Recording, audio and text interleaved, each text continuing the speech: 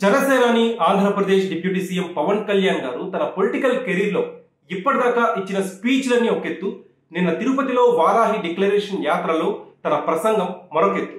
నిజంగా పవన్ కళ్యాణ్ గారి political career లో ఇది one of the best speech, చిరస్థాయిగా నిలిచిపోయే స్పీచ్ అన్నలో ఎలాంటి అతిశయోక్తి లేదండి. నిజంగా మీరందరూ స్పీచ్ మొత్తం కనుక విని ఉన్నట్టయితే పవన్ కళ్యాణ్ గారు మెన్షన్ చేసిన ప్రతి పాయింట్ కూడా వ్యాలిడ్ పాయింట్.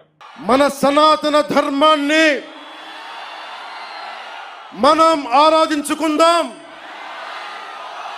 ఇస్లాం, క్రిస్టియన్, సిక్, బౌద్ధం మరియు అన్ని మతాలని గౌరవిద్దాం. నిన్నటి కంటే ఇవాళ ఈ స్పీచ్ ఇంకా బాగా వైరల్ అవుతుంది. ఎస్పెషల్లీ తమిళనాట మరియు నార్త్ ఇండియాలో పవన్ కళ్యాణ్ గారి స్పీచ్ బాగా వైరల్ అవుతుంది. ఇది ఒక ప్రాపర్ పాన్ ఇండియా స్పీచ్ అండి. రాహుల్ గాంధీకి కౌంటర్ ఇవ్వడం అనేది ఇంగ్లీష్ లో ఇచ్చారు. The honorable opposition leader Sri Rahul Gandhi says Ayodhya ceremony, when he compares to it as a Nachigahan Sabha, none of the Sanatani Hindus should not get hurt. We have to be happy about it. And you want the votes of all the Sanatani Hindus to get into the power, to be a political leader, to be in the opposition. And you want all the votes of Sanatani Hindus. But you don't respect Lord Rama.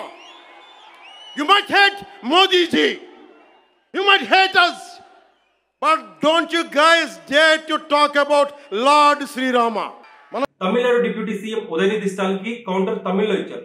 சனாதன தர்மத்துக்கு இந்த மாதிரி பேச்சு எப்படி இருக்குன்னா, எனக்கு தமிழ்ல சொல்ல தெரியல இந்த போயம், பட் தெலுங்குல சொல்றேன் சார். முடிச்சா ఇది తమిళ్లో ట్రాన్స్లేట్ பண்ணி కేటింగ్లే. రాహువు పట్టిన పట్టు ఒక సెకండ్ అఖండమైన లోక బాంధవుడు అసలు లేకుండా పోతాడా? మూర్ఖుడు గడియారంలో ముళ్ళు కదలనీకుంటే ధరాగమనం అంతటితో తలకిందైపోతుందా? కుటిలాత్మల కూటమికి ఒక త్రుటి కాలం జయమొస్తే విశ్వ సృష్టి పరిణామం విచ్ఛిన్నం అవుతుందా? తనుజు లోకమేకంగా దారి కడ్డంగా నిల్చుంటే నా జాతి ప్రస్థానం పరిసమాప్తం అవుతుందా? புரிஞ்ச சனாதன தர்மத்துக்கு நிற்கிறது நிற்க போறாங்களா?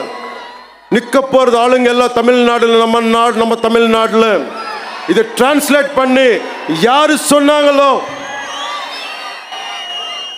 சனாதன தர்மம் நாசம் பண்ணணும்னு వైరస్ சொல்லி அவருக்கு ఇది ట్రాన్స్లేట్ பண்ணி சொல்லுங்க. సో వాళ్ళకి అర్థమయ్యే విధంగా హార్డ్ హిట్టింగ్ గా Pawan Kalyan to the point చెప్పారు. సీరియస్లీ రైట్ నో ఈ స్పీచ్ ఇంత బాగా వైరల్ అవడానికి కారణం పవన్ కళ్యాణ్ ఎంచుకున్న పాయింట్స్, అది ఆయన డెలివర్ చేసిన విధానం, అర్థవంతంగా చెప్పిన విధానం.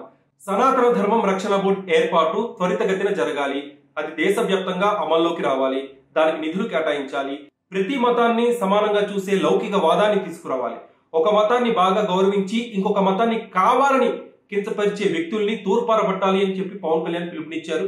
ఉదయనిధి స్టాలిన్ కి నిజంగా పవన్ కళ్యాణ్ చెమటలు పట్టించే కౌంటర్ ఇచ్చారు. ఉదయనిధి స్టాలిన్ నిజంగా ఇప్పటిదాకా పవన్ కళ్యాణ్ కౌంటర్ కి రెస్పాన్స్ కూడా ఇవ్వలేదంటే వాళ్ళు ఎంత మల్లగుల్లాలు పడుతున్నారో అర్థం చేసుకోవచ్చు. డిఎంకే వాళ్ళు, డిఎంకే పార్టీ నినాదం ఒకటి, జనసేన పార్టీ నినాదం మరొకటి. సో జనసేన పార్టీకి ఖచ్చితంగా కౌంటర్ ఇవ్వాలి అంటే ఎంతో ఆలోచించి ఇవ్వాల్సిన పరిస్థితి ప్రస్తుతం డిఎంకే పార్టీ ఫేస్ చేస్తుంది.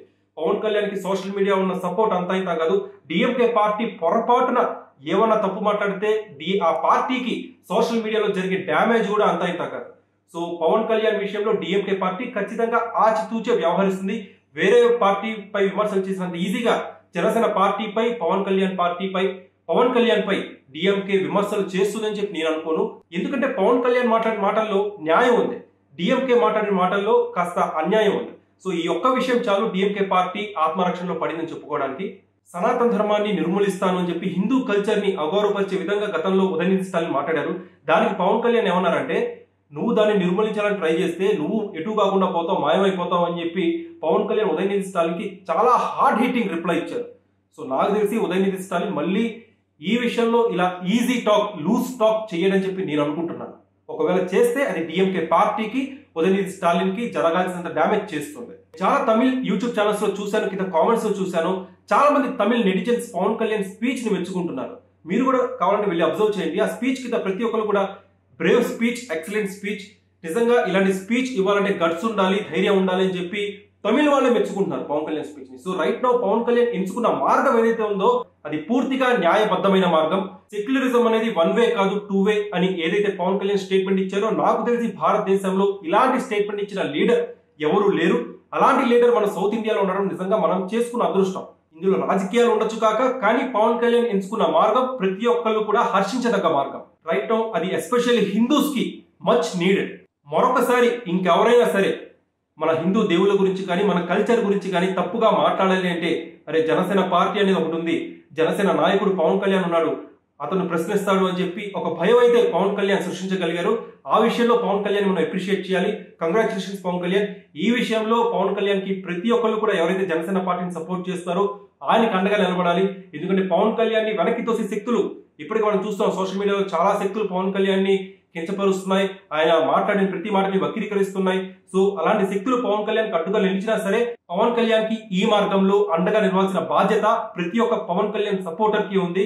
సో ఈ విషయంపై మీరేమనుకుంటున్నారు? అసలు ఉదయనిధి స్టాలిన్ కి మద్దతు ఇచ్చే వాళ్ళు ఉంటారా? పవన్ కళ్యాణ్ కి మీరెంత మద్దతు ఇస్తున్నారు? కామెంట్ సెక్షన్ లో పంచుకోండి. పవన్ కళ్యాణ్ నిన్న డెలివర్ చేసిన తిరుపతి స్పీచ్ మీకు ఎలా అనిపించిందో కూడా కామెంట్ సెక్షన్ లో పంచుకోండి.